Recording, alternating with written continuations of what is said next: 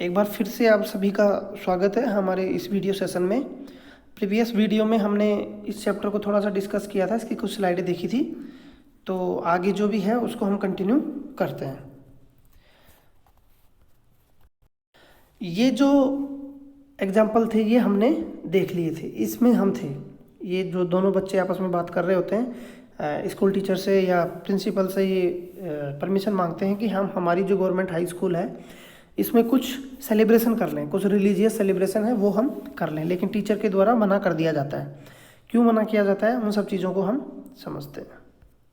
दूसरा एग्जाम्पल हमने यहाँ देखा था, ये दोनों दोस्त आपस में बात कर रहे होते हैं, नया स्कूटर लेते हैं, चल पड़ते हैं सड़क पर, एक के पास हेलमेट है एक के पास हेलमेट नहीं है। लेकिन इसमें हम देख रहे हैं कि ये जो युवक है, ये जो यूथ है, ये सिख है और इसने अपने ऊपर क्या पहन रखा है, सर पर पगड़ी।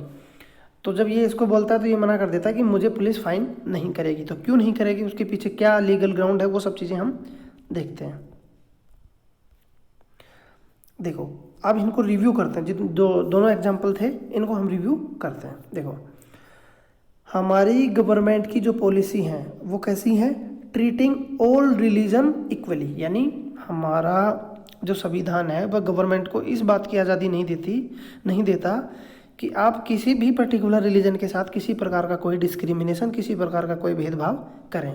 तो इसी के तहत क्या हो रहा है कि हमारे जितने भी गवर्नमेंट इंस्टीट्यूशन हों, इंक्लूडिंग हमारी स्कूल्स, वहाँ किसी प्रकार के कोई रिलीजियस सेलिब्रेशन अलाउ नहीं है। हाँ, प्राइवेट स्कूल में ये कंसेप्ट लागू नहीं होता।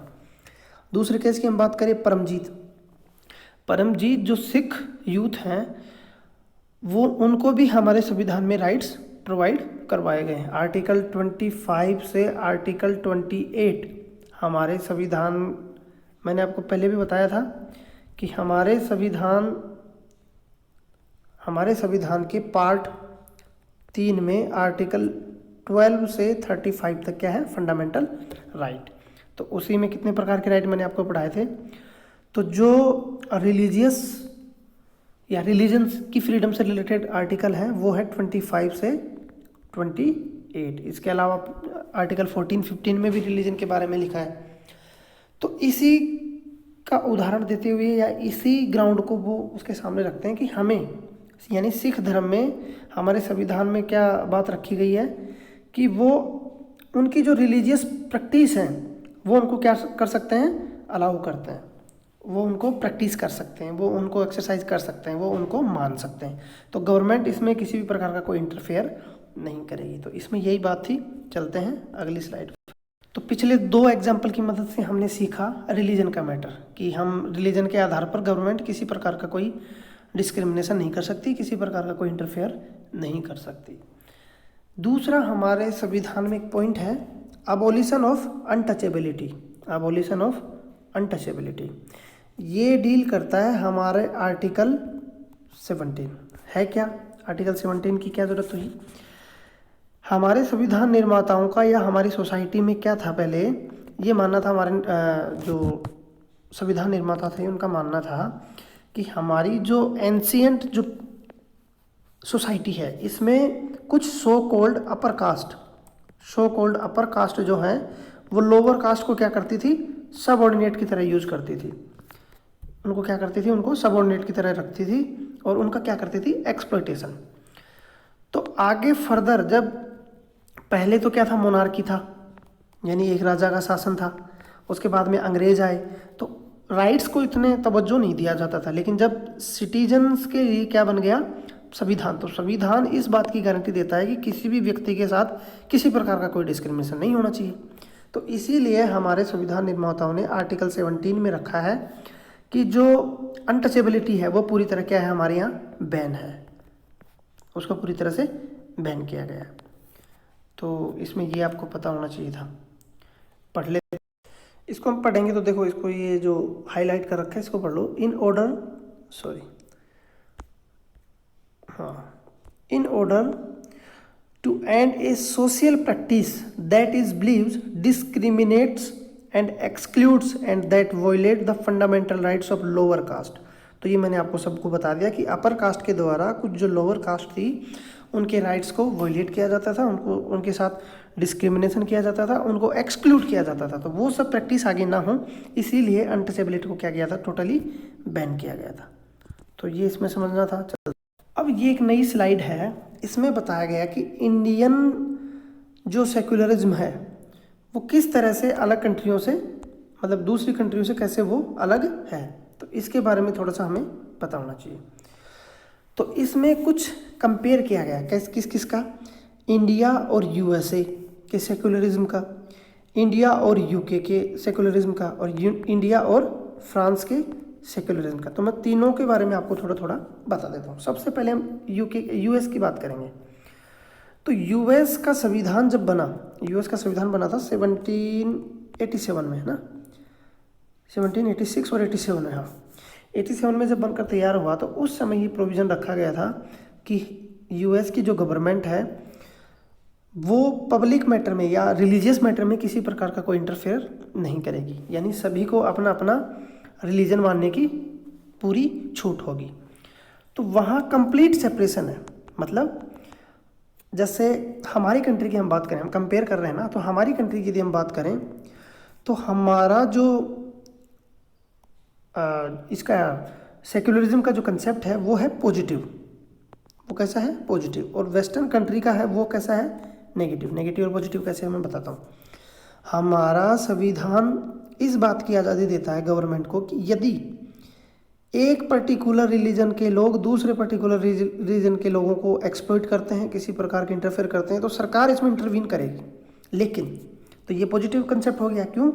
क्योंकि इसमें जो एक्सप्लॉइट हो रहा है वर्ग, उसकी क्या करना है, रक्षा करनी है। इवन एक पर्टिकुलर रिलीजन में यदि किसी विशेष प्रकार के किसी ग्रुप के साथ, किसी सेक्शन के साथ भी यदि किसी प्रकार का डिस्क्रिमिनेशन होगा तो सरकार क्या करेगी, उसमें इंटरवीन करेगी। लेकिन जो यूएस का कंसेप्ट है वहाँ ऐसा नहीं है। एक हमारे यहाँ पॉजिटिवनेस क्या है कि हमारी सरकार यहाँ सभी रिलीजन को बराबर क्या करेगी, तवज्जो देगी, किसी के साथ भी किसी प्रकार का कोई डिस्क्रिमिनेशन नहीं करेगी। यूएस में कंप्लीट सेपरेशन है। मतलब चाहे कैसा भी मैटर हो, जो रिलीजन का मैटर है वो खुद अपने गवर्नमेंट का मतलब judiciary is also a part of government. तो जुडिशरी भी किसी प्रकार का कोई इंटरफेयर नहीं करती है यूएसए में।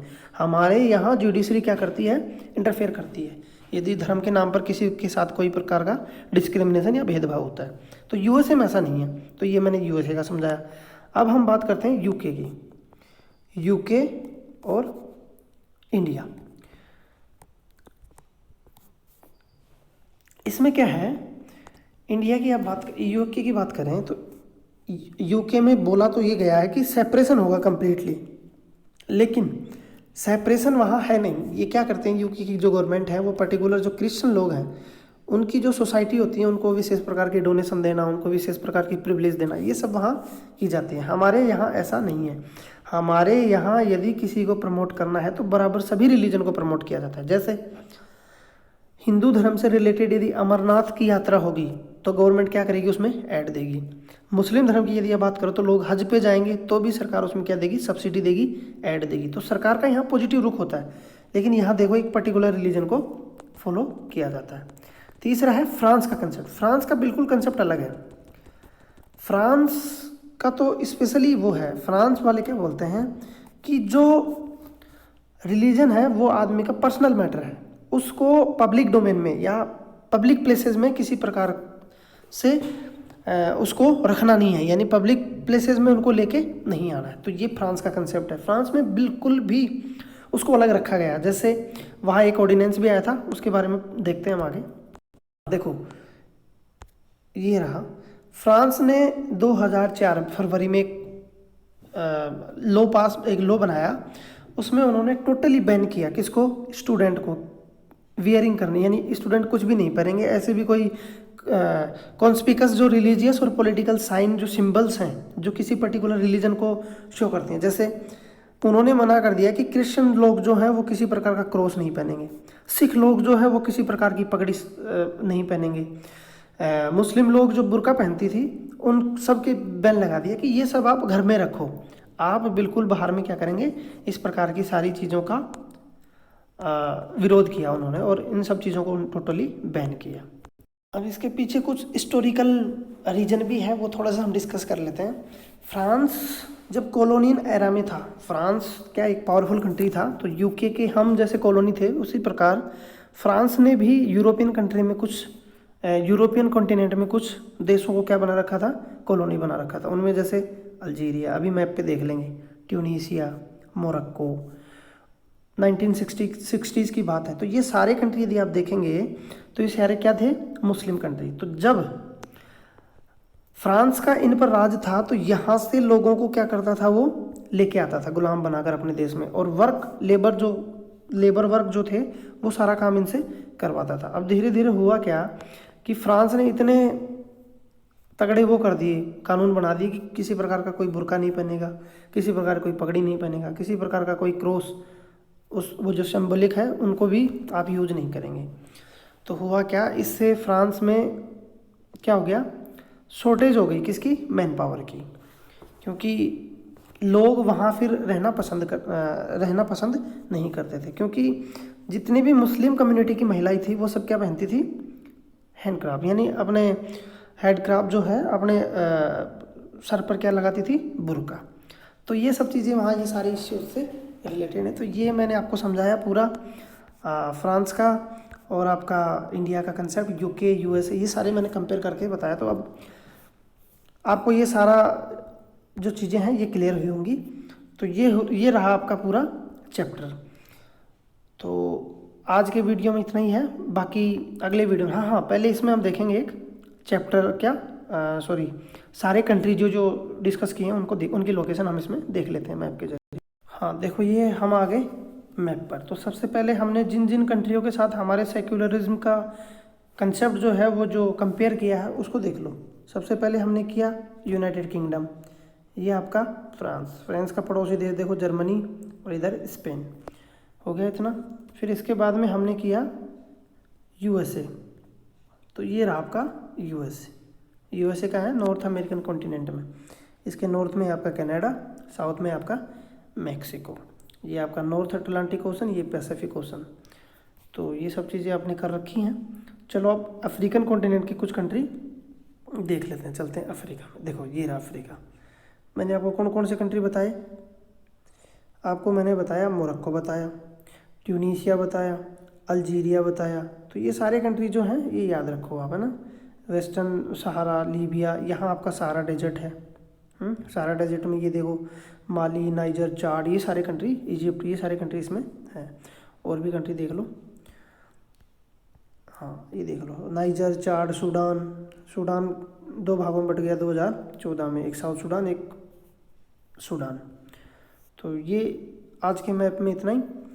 तो इसी के साथ हम इस वीडियो को यहीं क्लोज करते हैं, क्योंकि हमारा चैप्टर पूरा हो गया। फिर आगे के वीडियो में फिर मिलेंगे।